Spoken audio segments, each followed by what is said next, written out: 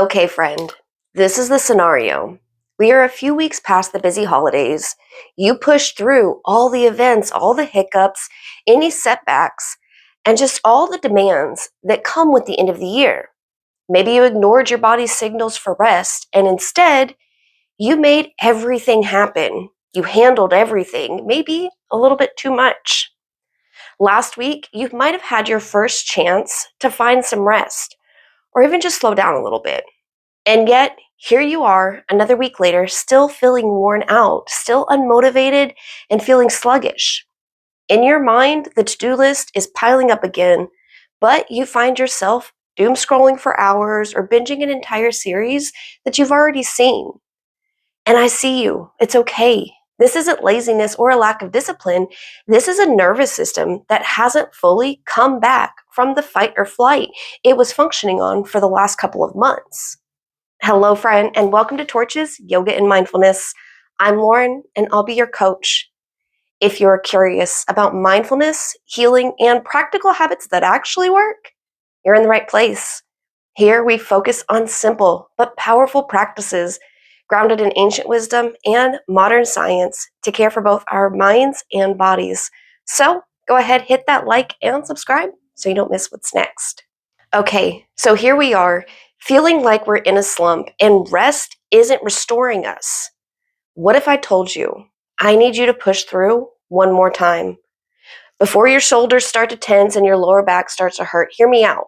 I don't mean push through your exhaustion or overriding your limits again, and I definitely don't mean hustling your way out of burnout. But I do mean I need you to push through the idea that rest alone will magically restore you. Because that rejuvenated feeling so many of us are waiting for, it doesn't always arrive when we're on the couch. Sometimes it shows up after gentle action. Taking time to intentionally let your body rest, maybe by taking long baths, sleeping in, or letting yourself just zone out with comfort shows, comfort foods, and comfy clothes. These are absolutely valid forms of self-care. They're needed too, especially after long periods of stress. But these are what I call passive self-care. The effort required is low. The most effort we have to put into these activities is giving ourselves permission to have those moments. But the actual activity is low effort, right? And for some of us, that permission is very healing. But here's where we get frustrated. When we hit burnout, passive rest sometimes doesn't do what we expect it to. We rest, but we're still tired. We take time off, and the motivation still evades us. We slow down, and instead of relief, we feel stuck. This doesn't mean you're broken or that you need to take 6 months off from life. It's a message from our nervous system. Because, from the perspective of our nervous system, burnout often isn't just exhaustion, it's dysregulation. When stress has been prolonged, the nervous system can drop into a kind of low power mode. Not really a fight or flight, but an all out collapse. Low energy, low motivation, low responsiveness. And it's not that we're broken or lazy. Our brains are conserving their resources and energy.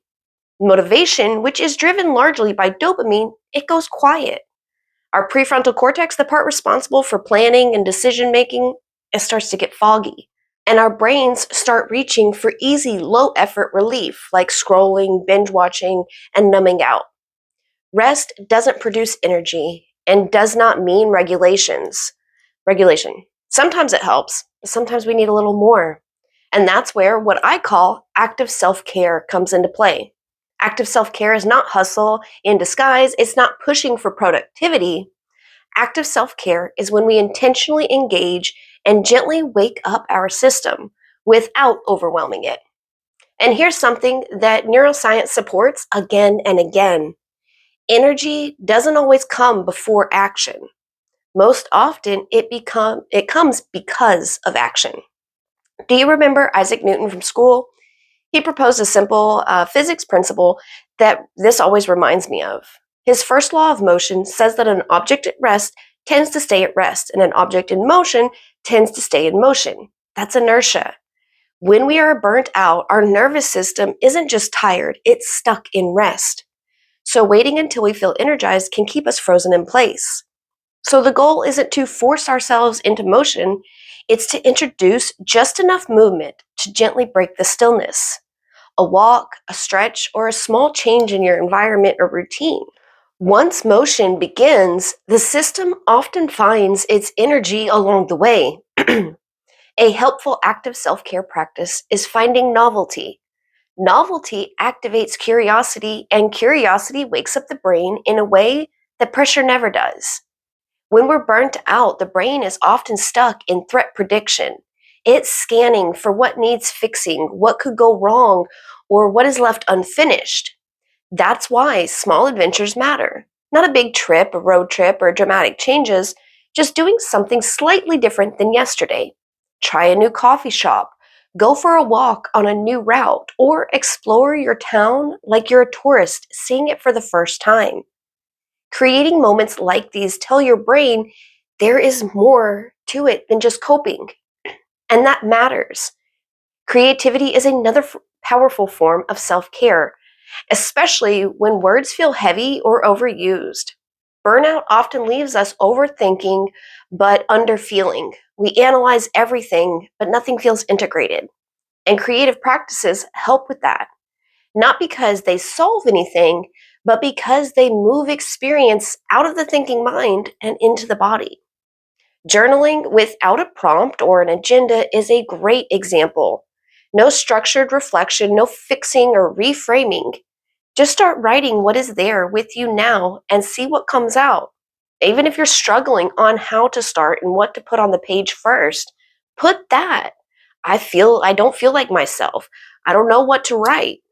More will come once you get started.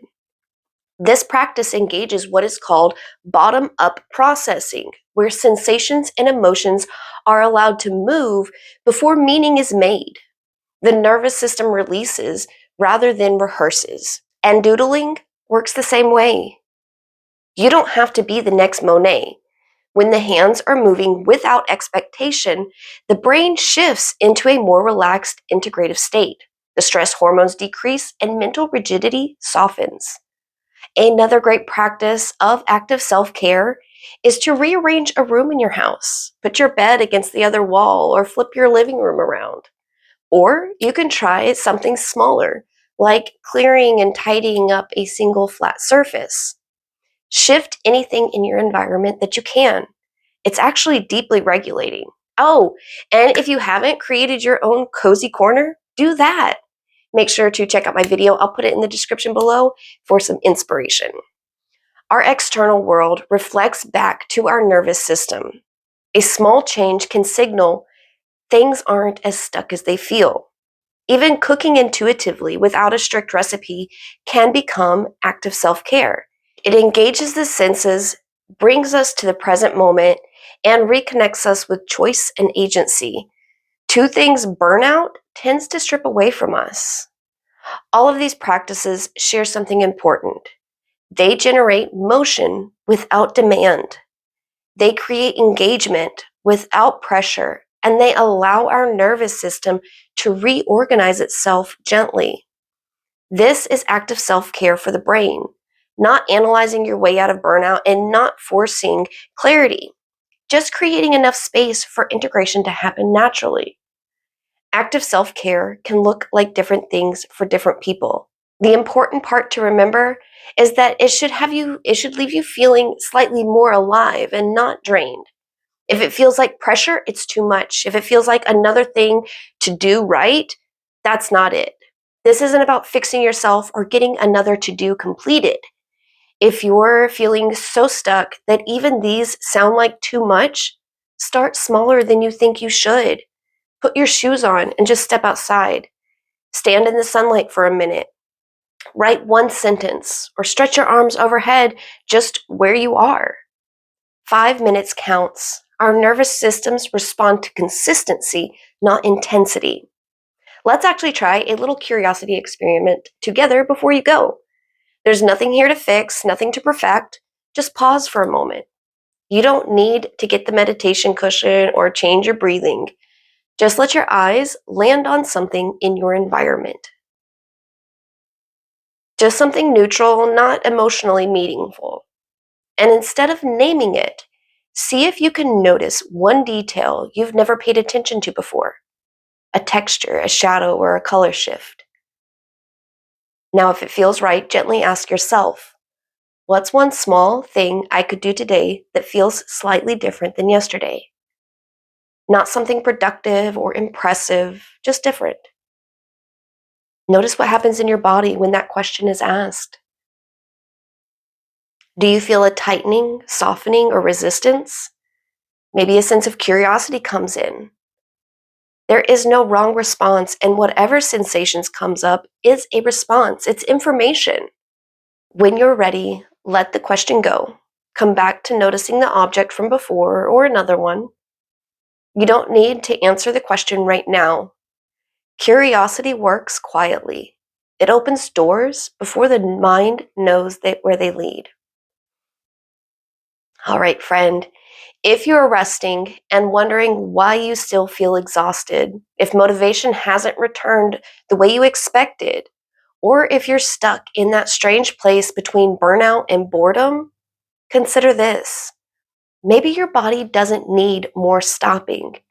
Maybe it needs gentle re-entry into life. Rest and action are not opposites, they are partners.